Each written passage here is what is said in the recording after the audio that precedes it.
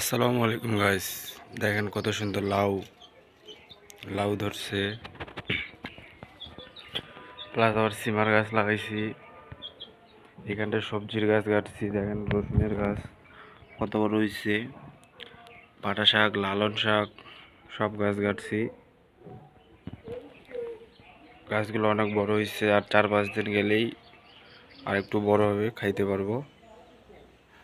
এখানে সামনে সবজি লাগাইছি, রসুনের গাছ আরও সব কিছু গাড়ছি। বাকি এইটুকু জায়গাতে গাড়বো, বীজ আনতে হবে, তারপর গাড়বো। এই দেখেন ছোট্ট একটা মুরগি কিভাবে দেখেন খাচ্ছে। মুরগি খাওয়া নিয়ে ব্যস্ত। এই দেখেন কত সুন্দর মুরগির ছানা কুটকুট কুটকুট কুটকুট কুটকুট কুটকুট খুলি করতেছে।